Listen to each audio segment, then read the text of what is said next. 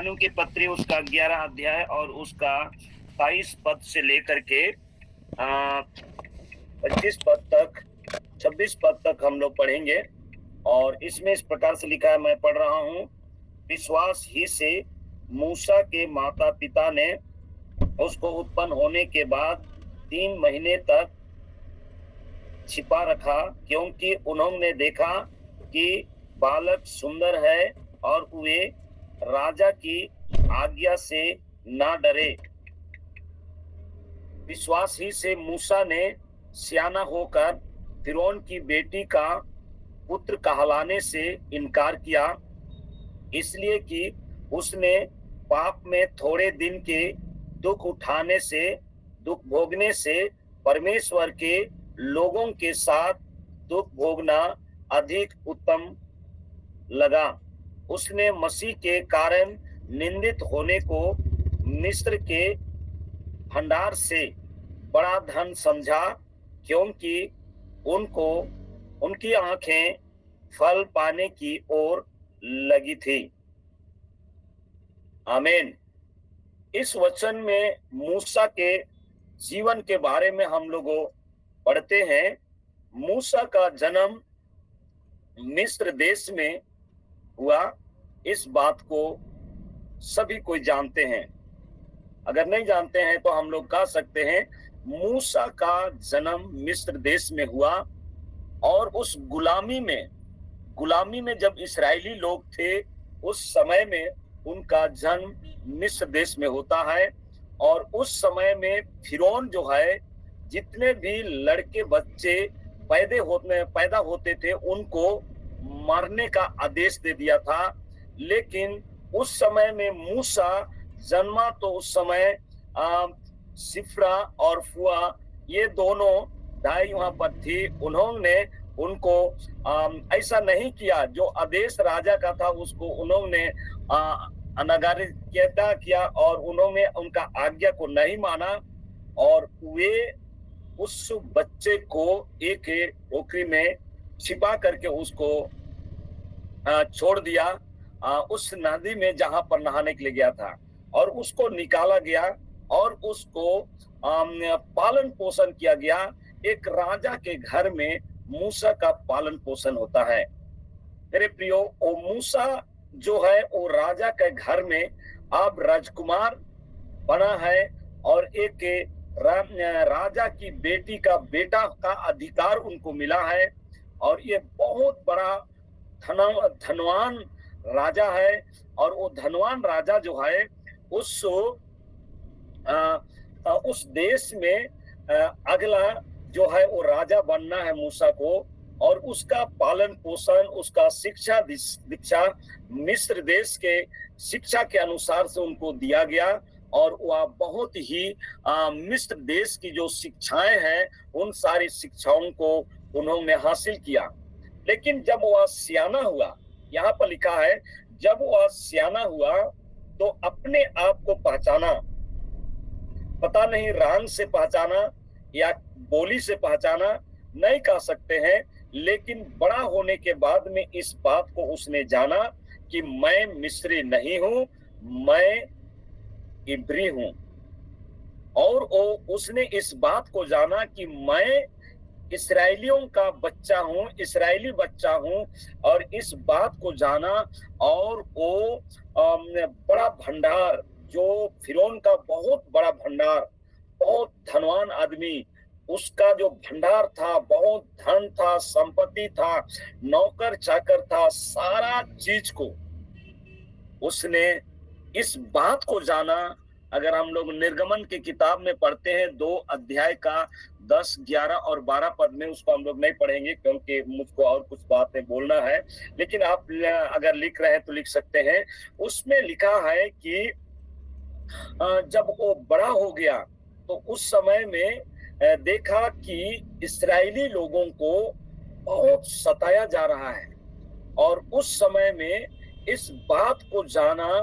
और उसने जब ये सताव को देख रहा था, लोगों को जब सताया जा रहा था, इनको सहा नहीं गया कि ये मेरे भाई लोगों के साथ ऐसा दुर्व्यवहार हो रहा है। और उसी समय में उसने एक काम किया। यहाँ पर अगर हम देखेंगे तो वहां पर लिखा है निर्गमन के किताब में, वहां 2 अध्याय में इस बात को हम लोग पाते हैं। उसको हम लोग एक वचन को हम लोग पढ़ लेते हैं। वहां पर ऐसे कहता है, उनके जीवन के बारे में हत लिखा है। 11 और 12 पद को मैं पढ़ रहा हूँ। ऐसा हुआ कि जब मूसा जवान हुआ, वह बाहर अपने भाई बंधुओं के पास जाकर उनके दुखों पर दृष्टि करने लगा। तब उसने देखा कि एक मिस्री जन उसके एक इब्री भाई को मार रहा है। उसने इधर उधर देखा और कोई नहीं है, तो उससे मिस्री को मार डाला और बालू में छिपा दिया। यहाँ ये जो है उनको सहन नहीं हुआ। वह फिरौन के घर में रहता था और फिरौन की बेटी का वह बेटा बन करके रहता था, और वह अगला बार में वो उस देश का राजा बनने वाला है, और उनका बहुत धन संपत्ति को देखता है, बहुत सारा उनके यहाँ नौकर चाकर को देखता है, लेकिन अपने भाइयों का दुख को देख करके वह सह नहीं सकता है। और वो यह निर्णय करता है जो इब्रानियों की पत्री में लिखा है कि मैं अपने भाइयों के साथ, यहाँ लिखा है इसलिए कि उसने पाप में थोड़े दिन के सुख भोगने से परमेश्वर के लोगों के साथ दुख भोगना अधिक उत्तम लगा। उसने मसीह के कारण निंदित होने को मिस्र के भंडार से बड़ा धन समझा, क्योंकि उसकी आंखें फल पाने की ओर लगी थी। और ये बात हम यहाँ पर हम लोग पढ़ रहे हैं कि वहां पर रहने से उनको आसानी से बहुत सारी संपत्तियां वो हाथों हाथ मिल सकता था, बिना परिश्रम के सारी चीज मिल सकता था, लेकिन अपने लोगों के साथ, परमेश्वर के लोगों के साथ दुख उठाने के लिए उसने इन सारे भंडार को छोड़ दिया।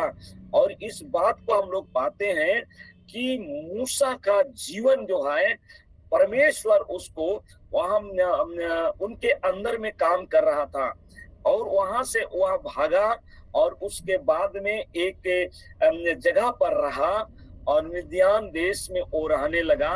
और वहां पर रह करके 40 वर्ष का हुआ था और 40 वर्ष वहां रहता था। वहां परमेश्वर ने दर्शन दिया, उस झाड़ी को जलते हुए उन्होंने देखा, और वहीं पर परमेश्वर ने उनको बोला कि तुम जाओ और मिस्र देश से इस्राएली लोगों को छुड़ाओ। ये इतना तक में 430 बरस बीत चुका था। बाइबल बताती है, गिनती की किताब 12 अध्याय का 2 पद में बताता है कि मूसा उस समय के मनुष्यों में सबसे अधिक नम्र व्यक्ति था। और ये नम्र व्यक्ति जो है, फिर से वह परमेश्वर की आवाज को सुन करके मिस्र देश में जाता है, और मिस्र देश में वो इस बात को बताता है कि परमेश्वर अपनी आराधना करने के लिए इस गुलामी से आप सब लोगों को छुड़ाना चाहता है। और इसलिए वहां जा करके वो फिरौन के सामने में बहुत सारी प्रूफ को दिखाता है, बहुत सारी बातों को कहता है, और वो परमेश्वर की आवाज को सुनने के कारण से मूसा दुख वाला भाग को चुन लिया। आज से जितने लोग मसीह यीशु को मानते हैं, उन लोगों को ना तो इस देश के लोग, ना तो आपके समाज के लोग, ना तो आपके राज्य के लोग अच्छा मानते हैं। कोई भी शायद अच्छा नहीं मानते होंगे, आपको बहुत नीचा दृष्टिकोण से देखते होंगे, लेकिन आपने यीशु मसीह का मार्ग को चुना है। और ये मार्ग जो है, इस मार्ग में चलने के लिए आप कुछ बातों को, कुछ कामों को, कुछ चीजों को, कुछ वस्तुओं को आपको छोड़ना होगा जो इस संसार में है। और उसको छोड़ना थोड़ा कठिनाई लगेगा, लेकिन आपको उन सारी वस्तुओं को जो अपनी ओर खींचती है, उन सारी वस्तुओं को छोड़ना होगा। और उसमें से क्या है? वो आंख की अभिलाषा हो सकती है, जीविका का घमंड हो सकता है, और शरीर की अभिलाषा का वस्तुएं हो सकता है, ऐसे चीजों को छोड़ना होगा। मेरे प्रियो, बहुत से लोगों ने परमेश्वर के मार्ग में चलने के लिए बहुत सारा चीज को छोड़ दिया है। मूसा ने भी बहुत सारे धन दौलत को छोड़ दिया है और परमेश्वर का मार्ग को उसने चुना। उत्पत्ति के किताब 12 अध्याय में हम लोग देखते हैं कि परमेश्वर ने अब्राहम को 75 वर्ष के उम्र में बुलाता है, कहा अपने देश और अपने कुटुंबियों को और अपने पिता के घर को छोड़कर उस देश में चला जा जो मैं तुझे दिखाऊंगा। ये छोड़ना जो है बहुत कठिन है। यहाँ पर अब्राहम को ये एक भरा पूरा परिवार में रहता है, धन है, दौलत है, उनके यहाँ सब चीज है, लेकिन परमेश्वर की बुलाहट है। परमेश्वर उनको बुलाता है और उनको कहता है अपने घर को छोड़ दे, अपने धन दौलत को छोड़ दे और जहां मैं तुमको बोल रहा हूं वहां तुमको ले चलूंगा, वहां चलो। मेरे प्रियो, ये अब्राहम ने परमेश्वर की आवाज को सुना और उन्होंने संसार का धन दौलत, नाता रिश्ता सब चीज को छोड़ दिया और उसके बाद परमेश्वर की आज्ञा का पालन किया। आप और हम इस संसार में रहते हैं, आपके बहुत प्रिय मित्र लोग होंगे और जो यीशु मसीह के मार्ग पर चलना नहीं चाहते हैं, वो लोग शायद आपको बहुत प्रिय तो लगते हैं, वे रोकने की कोशिश करते हैं, लेकिन आप उनकी बातों पर ना रख करके आप अगर परमेश्वर की ओर आप आगे बढ़ेंगे, यीशु मसीह की ओर ताक करके चलेंगे, तो निश्चित रूप से परमेश्वर आपको बहुत ही आशीषों को देगा। मैं इस बात पर मैं ध्यान दे रहा था कि बहुत सारे लोग इस दुनिया की वस्तुओं के साथ समझौता करते हैं, इस दुनिया के चीजों पर और उसको छोड़ना नहीं चाहते हैं। वो एक तरफ धन दौलत, एक तरफ यीशु मसीह, एक तरफ दुनिया का वस्तु, दुनिया का ऐशो आराम की चीजें, उसको छोड़ना बहुत कठिन लगता है, बहुत कठिन लगता है। और इसलिए मनुष्य के जीवन में ये कठिनाइयां है कि उसको निर्णय करना बहुत कठिन हो जाता है। आज संसार में बहुत से लोग परमेश्वर के मार्ग में चलना तो चाहते हैं, यीशु मसीह के पीछे चलना तो चाहते हैं, लेकिन घर के बारे में भी सोचते हैं।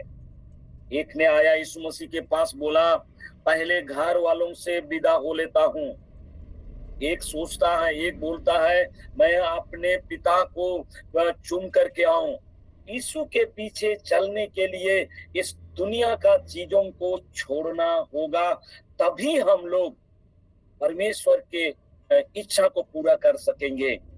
पौलुस एक जगह पर इस प्रकार से कहता है, मैं उसको पढ़ रहा था, यहाँ पर लिखा है, पौलुस फिलिपियों की पत्री उसका 3 अध्याय उसका 7 और 8 वचन में पौलुस इस बात को कहता है।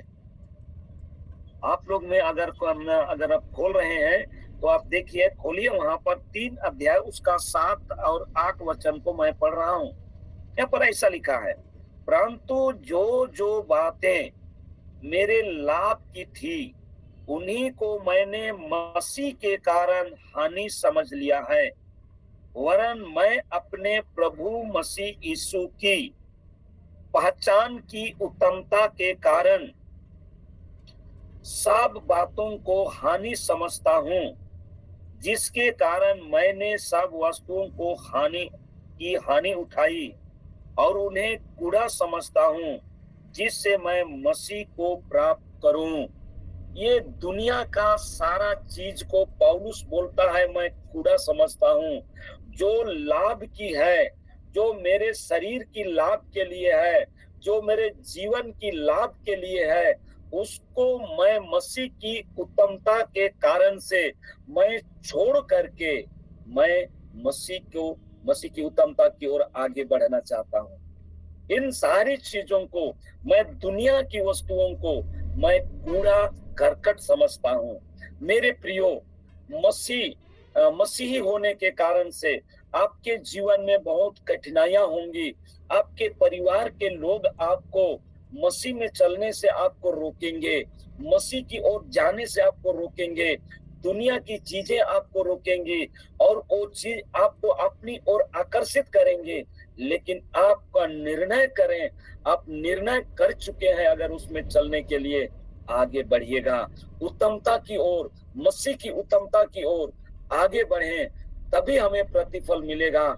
जिस प्रकार से मूसा ने उन सारे धन दौलत को, उन सारे भंडार को, उन सारे धन दौलत को, वो सारे पद और प्रतिष्ठा को छोड़ करके उन पाप में दुख उठाना को उत्तम समझ लिया और अपने भाइयों के साथ भाइयों का दुख को देख करके वो ये सह नहीं सका और उसने अपने आप को प्रकट करने से वह रुका नहीं। और इसलिए आज आप परमेश्वर के वचन को माने हैं, यीशु को आप माने हैं, यीशु को उद्धारकर्ता के रूप में आप ग्रहण किए हैं। आपको दुनिया की चीजें खींचेंगी, लेकिन आप यीशु की ओर ताकते हुए चलें। इब्रानियों की पत्री में लिखा है 12 अध्याय में, वहां पर लिखा है अपने सिद्ध करने वाले यीशु की ओर ताकते हुए चलें। रोकने वाली हर वस्तु को, रोकने वाली हर एक पाप को छोड़ करके आगे की ओर बढ़ें।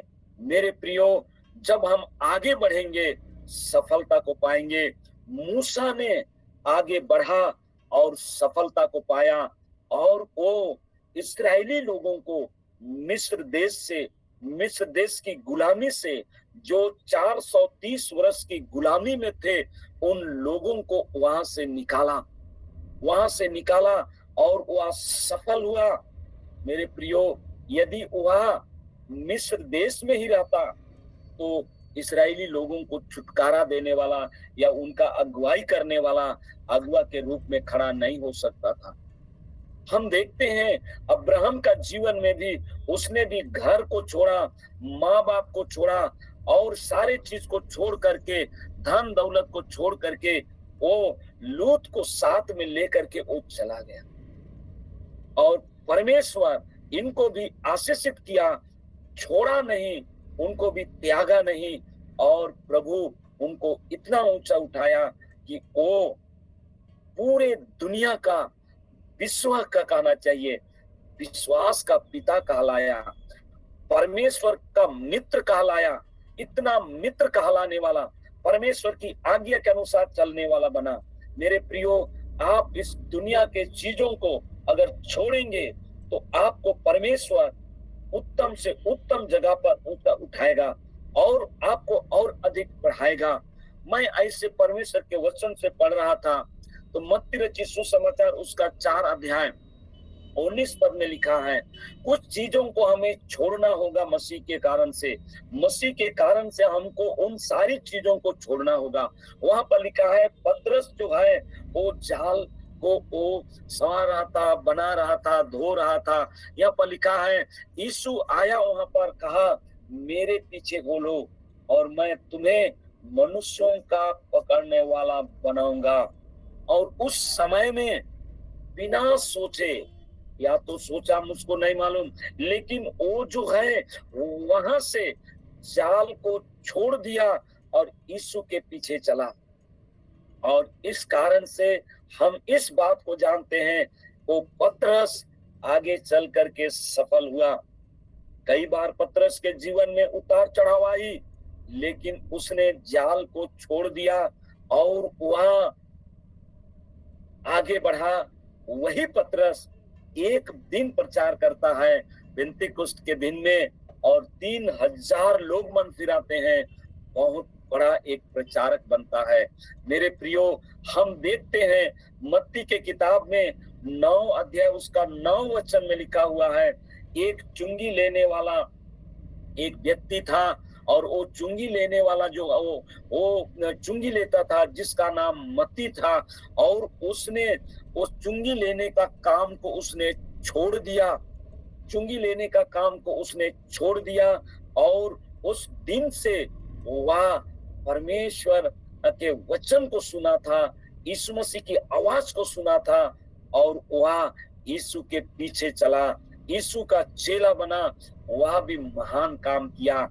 मेरे प्रियो, आज हमें परमेश्वर के मार्ग में चलने के लिए, यीशु मसीह के पीछे चलने के लिए बहुत सारा दुख को उठाना पड़ सकेगा। और लेकिन हम अगर निर्णय कर लिए हैं कि हमको चलना है, तो निश्चित रूप से हमें आशीषें मिलेंगी। आगे लिखा हुआ है, मैं थोड़ा सा आपको बताऊं, पहला पत्रस 4 अध्याय और उसका 16 और 17 पद में लिखा है। मैं इसको पढ़ रहा हूं। यहाँ पर लिखा है, पर यदि मसीह होने के कारण दुख पाए तो लज्जित न हो, पर इस बात के लिए परमेश्वर की महिमा करें, क्योंकि वह समय आ पहुंचा है कि पहले परमेश्वर के लोगों का न्याय किया जाए। मेरे प्रियो, यहाँ पर मसीह होने के कारण से हमारे जीवन में शायद सताव भी आ सकता है, कठिनाइयां आएंगी। पौलुस ने बोला, अपने चेलों को कहा कि बड़े कलेश उठाकर परमेश्वर के राज्य में प्रवेश करना होगा। मेरे प्रियो, हम कुछ बातों को छोड़ना नहीं चाहते तो हम परमेश्वर की आशीष से वंचित हो जाते हैं। इसलिए आज अपने जीवन में निर्णय करना है, कुछ कामों को छोड़ना होगा, कुछ वस्तुओं को छोड़ना होगा जो मसीह में चलने से रोकती है। उन सारी वस्तुओं को छोड़ना होगा। और आज मैं इसी बात को बोल रहा है, मसीह के कारण से अपने प्रिय चीज को छोड़ना पड़ेगा। हो सकता है आपको अपना घर छोड़ना पड़ेगा, हो सकता है आपको अपना घर के परिवारों को छोड़ना पड़ सकता है, हो सकता है मसीह के कारण से आपको जहां पर काम करते हैं उस काम को भी आपको छोड़ना पड़ सकता है। आप निर्णय करते हैं कि हम मसीह के साथ में, चाहे कितनों दुख उठाना पड़े, मैं उसके साथ में मैं चलूंगा। दाऊद इस बात को कहता है, भजन संहिता 23 अध्याय में उसका 4 वचन को अगर हम लोग देखते हैं, वहां पर लिखा है, एक वचन मैं पढ़ता हूँ, 23 अध्याय का 4 पद में, चाहे मैं घोर अंधकार से भरी हुई तराइयों में होकर चलूं, तो भी हानि से न डरूंगा, क्योंकि तू मेरे साथ रहता है, तेरे सोटे और तेरी लाठी से मुझे शांति मिलती है। यहाँ पर इस बात को कहता है दाऊद भजनकर, इस बात को कहता है, चाहे घोर तराई से होकर के जाना पड़े, चाहे हानि उठाना पड़े, फिर भी मैं नहीं लौटूंगा। और इस बात को हम कह सकते हैं कि मैं नहीं लौटूंगा। हम लोग गीत गाते हैं, यीशु के पीछे मैं चलने लगा, ना लौटूंगा। मूसा का निर्णय सही था, अब्राहम का निर्णय सही था, पतरस का निर्णय सही था, मत्ती का निर्णय सही था, जक्कई का निर्णय सही था। और इस कारण से हम इस बात को कह सकते हैं कि आपका निर्णय कितना सही है। आज क्या ये संसार की चीजें आपको अपनी ओर खींच रही है? क्या आपको संसार अपने तरफ खींच रही है? क्या शरीर की अभिलाषा आपको मसीह में आगे बढ़ने से रोक रही है? क्या अगर ऐसी बात है तो आज एक बार परमेश्वर आपको इन वचनों के द्वारा से एक बार आपको कहता है, जिस प्रकार से मूसा ने सारी चीज को छोड़ दिया, जिस प्रकार से अब्राहम ने सारे चीज को छोड़ दिया है, वैसा ही हमें परमेश्वर के वचन के अनुसार आगे बढ़ने की जरूरत है। एक वचन में लिखा है, भजन संहिता उसका अगर 45 अध्याय उसका 10 वचन में पढ़ेंगे तो वहां पर बहुत ही अच्छा बात लिखा हुआ है, उसको मैं पढ़ना चाहता हूँ कि अगर हम लोग यहाँ को छोड़ेंगे, यहाँ पर एक दूल्हा के विषय में कहता है, लेकिन दूल्हा कौन है इसके बारे में थोड़ा अगर हम लोग समझेंगे तो पढ़ेंगे तो समझ सकेंगे। लिखा हुआ है, हे राजकुमारी सुन और कान लगाकर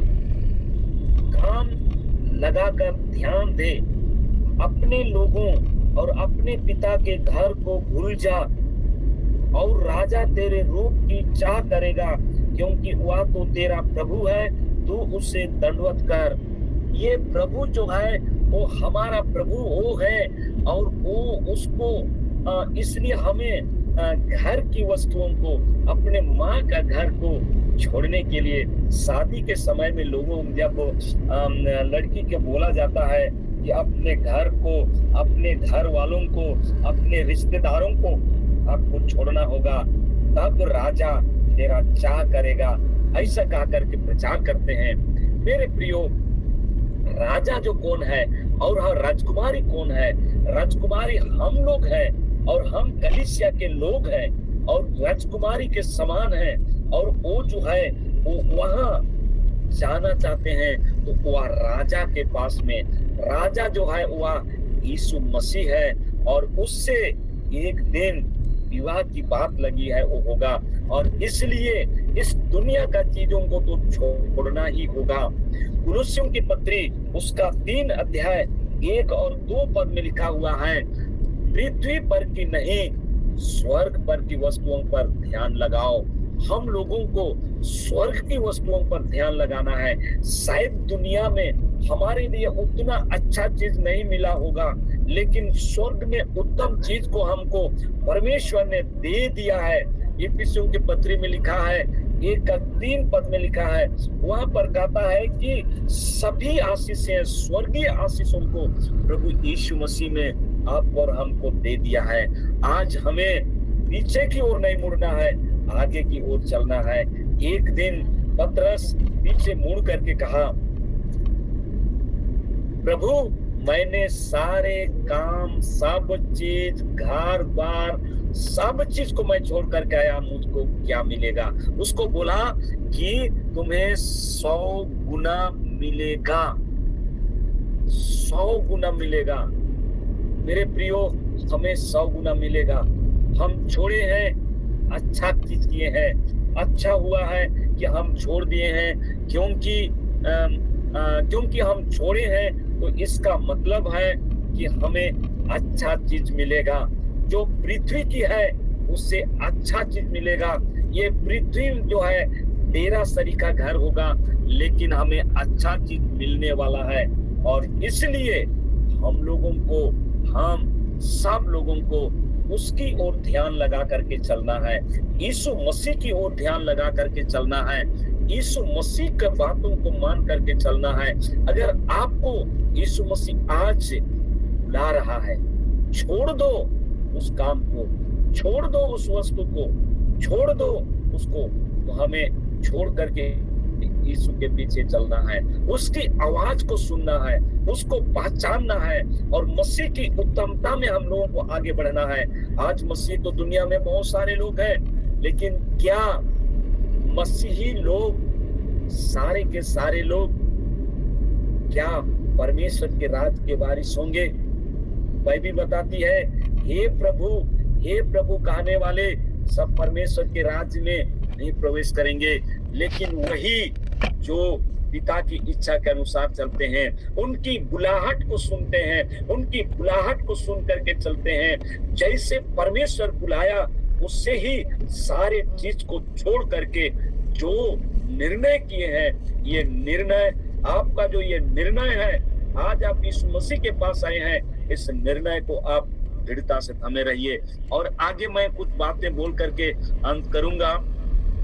मूसा के जीवन से हम लोगों को इन सारी बातों से सीखने को मिला है कि ये बात है, वह बहुत नम्र व्यक्ति था, उसने स्वीकार किया और उसने सब चीज को छोड़ा। हमें छोड़ने के लिए तैयार होना पड़ेगा। मेरा एक दोस्त था, उसको लोगों ने कहा, यदि यीशु मसीह के पीछे चलना चाहते हो तो तुमको घर का कोई भी चीज नहीं मिलेगा, खेत नहीं मिलेगा, घर नहीं मिलेगा, कोई भी संपत्ति नहीं मिलेगा। यदि यीशु को छोड़ दोगे तो तुमको सब चीज मिलेगा। और उसने कहा, मुझको यीशु चाहिए, दुनिया का धन दौलत नहीं चाहिए। और वह यीशु के पीछे चला। कुछ दिन के बाद वो व्यक्ति जो है प्रभु में आगे बढ़ा और उसका नौकरी लगा। अब वो लोग बोल रहे हैं कि बहुत अच्छा किया तुम ऐसा निर्णय करके, अगर तुम ऐसे निर्णय नहीं करता तो आज नौकरी भी नहीं करता और तुम्हारा जीवन जितना अच्छा है वैसा जीवन भी तुम नहीं बिताता। मेरे प्रियो, हमें कई बार कठोर निर्णय करना पड़ता है और दुनिया की चीजें, दुनिया के लोग, जो यीशु मसीह के लोगों को दुनिया पसंद नहीं करता है, दुनिया पसंद नहीं करता है, सरकार पसंद नहीं करती है। आपको कहेंगे तो यहाँ पर सरकार पसंद नहीं की, जिसके कारण से हमारे झारखंड में कानून बना कि हम मसीहों को देखना नहीं चाहते हैं, बहुत सारी चीजें हुई। लेकिन हम इस बात को समझें कि हम यीशु मसीह में हैं, तो हमारे पास में दो नागरिकता है। हमारे पास में दो नागरिकता है। परमेश्वर के राज का हम अधिकारी हैं और इस पृथ्वी का भी हम अधिकारी हैं। और इसलिए ये निर्णय करना मूसा के लिए बहुत ही आशीष का कारण रहा और अब्राहम के लिए भी ये बहुत ही आशीष का कारण रहा। उसी प्रकार जितने लोगों के बारे में हम लोग ने देखा, वैसा आपके लिए और मेरे लिए भी यही बात है। हम लोगों ने निर्णय किया है। मैं छोटा सा गवाही आपको देता हूँ। जब मैं शुरू में विश्वास में आया, उस समय में मुझको भी लोग घर में लोगों ने कहा कि यदि तुम यीशु मसीह को मानेगा तो तुमको हम लोग घर में से हिस्सा नहीं देंगे। और शादी के समय में उन्होंने कहा कि हम लोग कुछ भी खर्चा नहीं करेंगे। और लेकिन परमेश्वर उपाय करता है। परमेश्वर उन लोगों के जीवन में काम किया और उन्होंने मुझको स्वीकार किया और बहुत ही धूमधाम के साथ में शादी भी हुआ। इस बात को मैं जानता हूं। मेरे पास में कुछ भी नहीं था, लेकिन सब चीज का इंतजाम, सब चीज परमेश्वर का अनुग्रह से सब चीज का इंतजाम हुआ।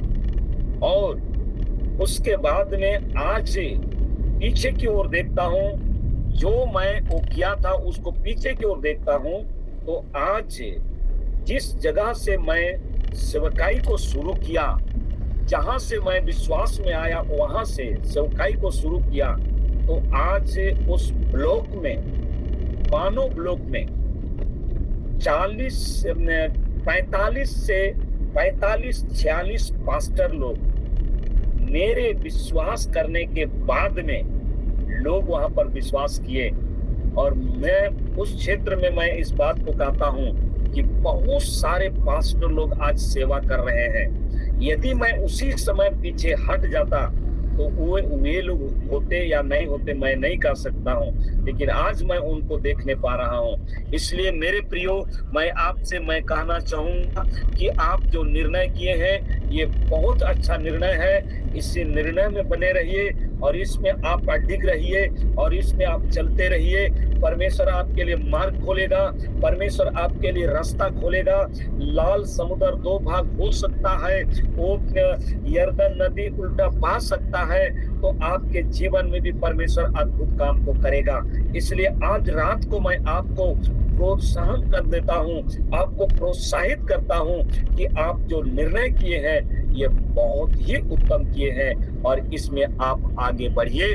प्रभु आपको बहुत ताकत का आशीष देगा। मेरे प्रियो, आज रात में मैं आपसे यही कहना चाहूंगा कि आप जो निर्णय किए हैं इसमें अडिग रहिएगा, प्रतिफल निश्चित रूप से मिलेगा। परमेश्वर आपको उत्तम से उत्तम चीजों से तृप्त करेगा, आपको स्वर्गीय स्थान पर सर्वोत्तम स्थान आपको देगा। और इसलिए जो निर्णय किए हैं जो आवाज को सुन करके आप घर में विरोध होने के बाद में भी आप प्रभु के पीछे चलने के लिए निर्णय किए हैं, ये बहुत बड़ा बलिदान है आपके लिए, ये बहुत बड़ा निर्णय है आपके लिए। और इसलिए आपको परमेश्वर प्रोत्साहित करेगा, परमेश्वर आपको प्रतिफल देगा, परमेश्वर आपके जीवन में बहुत ही अद्भुत काम करेगा और ऊंचाई देगा। और अंत में मैं यही कहूंगा, आपको परमेश्वर अनंत जीवन का मुकुट को देगा। Praise the Lord. परमेश्वर आप सबको बहुत ताकत का आशीष दे। मैं इतना ही कहूंगा, प्रभु आपके जीवन में इस वचन के द्वारा से बातें करे और बहुत का आशीष को दे। आमीन।